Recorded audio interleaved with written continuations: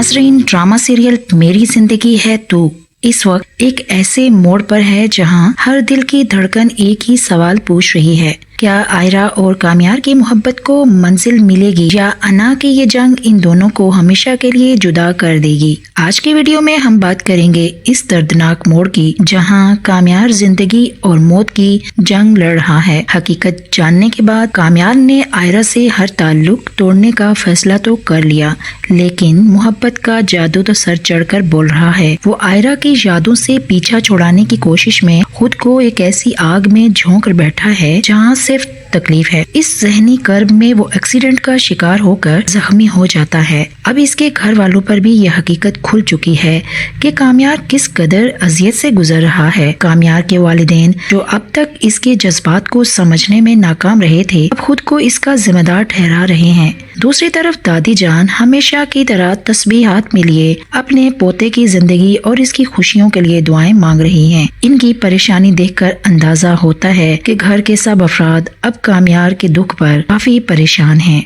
आयरा को जैसे ही काम्यार के हादसे का पता चलता है तो वो तड़प उठती है। वो भागती हुई इसके पास आती है, लेकिन काम्यार का रद्दअमल सबको हैरान कर देता है। होश में आते ही काम्यार सबको साफ कह देता है कि अब इसकी जिंदगी में आयरा का कोई मकाम नहीं है। वो गुस्से में सबको मना कर देता है कि अब कोई इसके सामने आयरा का नाम ना ले। क्या ये वाकई काम्यार की नफरत है या इसका टूटा हुआ मान है? दूसरी जानिब आयरा ने भी एक बड़ा फैसला कर लिया है।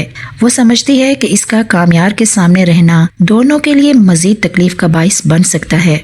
अपने डॉक्टर बनने के ख्वाब को पूरा करने के लिए वो मुल्क छोड़कर दूर जाने का इरादा रखती है। इसके वालिद और फलक भी इसके इस फैसले में साथ दे रहे हैं ताकि दूरी इन दोनों के जख्मों को भर सके।